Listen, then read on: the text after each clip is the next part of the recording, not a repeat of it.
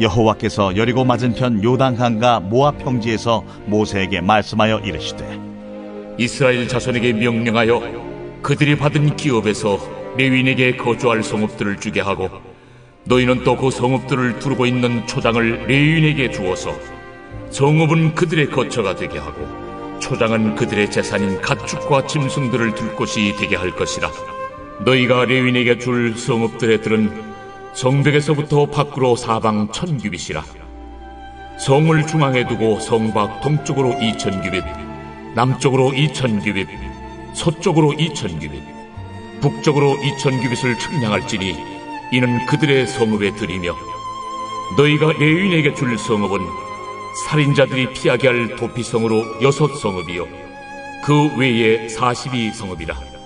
너희가 레위인에게 모두 48성읍을 주고 그 초장도 함께 주되, 너희가 이스라엘 자손의 소유에서 레위인에게 너희가 성읍을 줄 때 많이 받은 자에게서는 많이 떼어서 주고 적게 받은 자에게서는 적게 떼어줄 것이라.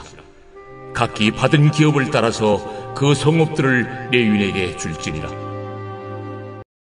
안녕하십니까. 8월 27일 화요일 말씀 묵상 시작하겠습니다. 민수기 35장 1절에서부터 8절까지 말씀을 읽으셨습니다. 레위인들이 가나안 땅에서 살게 될 48개 성읍이 결정되는 이야기가 여기에 기록되어 있는데요.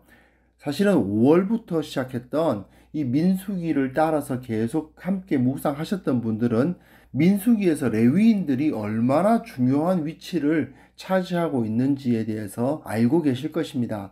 시내산에서 이스라엘이 진영을 갖추고 그 가운데에서 레위인들이 따로 구별될 때부터 레위인들은 굉장히 중요한 스포트라이트를 받고 있어요. 레위인들은 이스라엘의 정체성을 규정하는 사람들입니다. 이스라엘 백성들은 레위인과 제사장의 모습을 보면서 자기들이 세상의 다른 민족과 나라들에 대해서 어떤 모습으로 보여야 할 것인가를 배우게 되는 거죠. 제사장과 레위인의 관계는 하나님과 이스라엘의 관계를 나타내고, 또한 레위인과 이스라엘의 관계는 이스라엘과 이방 민족들의 관계를 나타내어 주는 것입니다. 특히 여기서 중요한 것은 레위인들은 자기들의 땅이 없어요.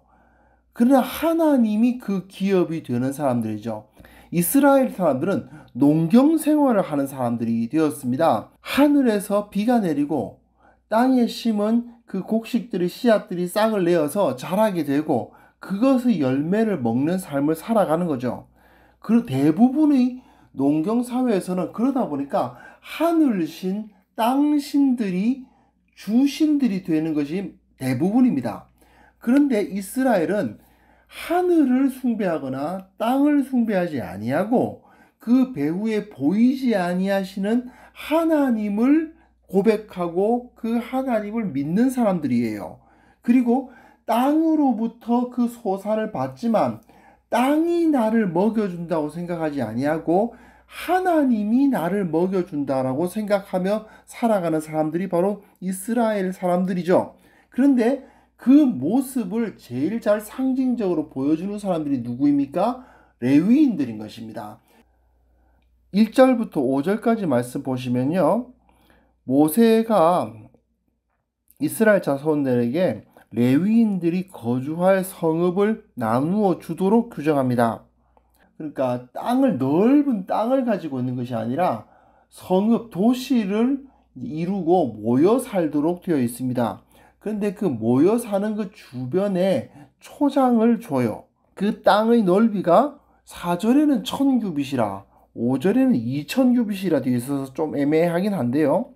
왜냐하면 지형이란 게 있으니까, 지형이란 게 완전히 그 평지가 아니지 않습니까? 그러니까 1000규빗은 넘고 2000규빗 안으로 이 정도의 그 초장을 가질 수 있었던 모양입니다. 레위인들은 땅은 가질 수가 없었지만 집은 있어야 될 거 아닙니까? 그러니까 거주할 곳은 당연히 마련되어야 됐고, 그러다 보니 성읍을 이루고 살게 되는데, 그 당시 사람들이 재산을 가지고 또한 그것을 거래할 때 금, 은 같은 귀금속을 사용하기도 했지만 양, 소, 염소 같은 가축을 사용하기도 했거든요. 즉 양 한 마리 갖다 주고 내가 그것에 대한 뭐 대가를 뭘 받고 이런 경우가 있었단 말입니다. 그러면 예를 들어서 레위인이 소를 한 마리를 받았어요. 자, 이 소를 이제 어떡합니까? 내버려 둘 수 없잖아요. 바로 그냥 잡아먹는 것도 아니고 이 소를 어쨌든 가지고 있었다가 이 소를 다시 거래를 한다든지 해서 자신의 삶을 유지해 나가야 할 텐데, 그럼 그 소가 먹을 초장은 있어야 되잖아요. 그러니까 최소한의 초장은 있어야만 했습니다. 그래서 그 성읍 주변으로 1000규빗이면 약 450m, 2000규빗이면 900m인데 한 500에서 900m 정도의 그 사방 땅을 차지해서 그곳에다가 그들의 재산인 소나 양이나 염소를 보관하는 거죠. 6절에서부터 8절까지 내용 보시면요. 그들에게 이제 48개 성읍을 주고 그 중에서 6개 성읍은 도피성으로 삼으라는 말씀이 기록되어 있는데, 12지파가 48성읍을 주니까 한 지파당 4성읍이죠. 하지만 각 지파가 4성읍씩 다 떼어내라가 아니고, 인구가 많아서 많은 땅을 받은 지파는 많이, 수가 적어서 할당받은 땅이 적은 지파는 적게 이렇게 내놓아서 48개 성읍을 내놓습니다. 그리고 그 중에 6개 성읍은 도피성으로 구분을 했던 거죠. 12지파들 사이에서 48개 성읍들이 분산되어서 있으니까 옛날 광야의 한 곳에 몰려 살았을 때는 그 중앙에 레위인들이 거주지가 있는데, 여기는 이제 그 48개 성읍에 레위인들이 거주지가 생김으로써 광야의 성소를 대신하는 그런 역할을 감당하는 성이었던 것입니다.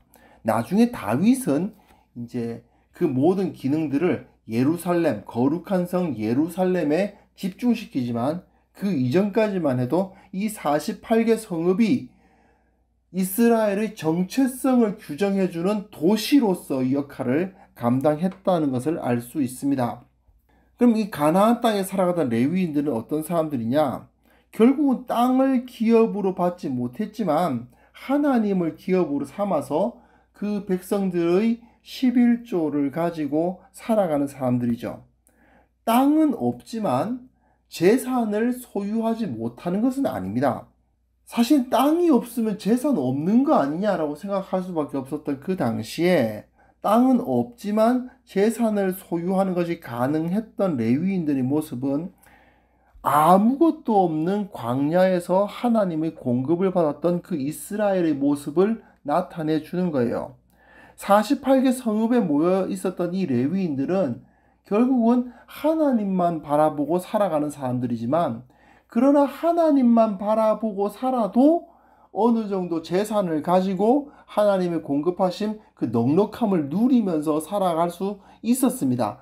이스라엘 백성들이 레위인들을 보면 어떤 생각을 하느냐 하면, 하나님께서 우리를 먹이신다. 저 레위인들처럼 땅을 경작하지 않지만 하나님께서 먹이시는 것처럼 우리가 지금 땅을 경작하고는 있지만 이 땅이 우리를 먹여주는 것이 아니라 하나님이 우리를 먹이신다 하는 것을 기억하게 하는 사람들이었다는 것을 다시 한번 생각해 볼 수 있습니다.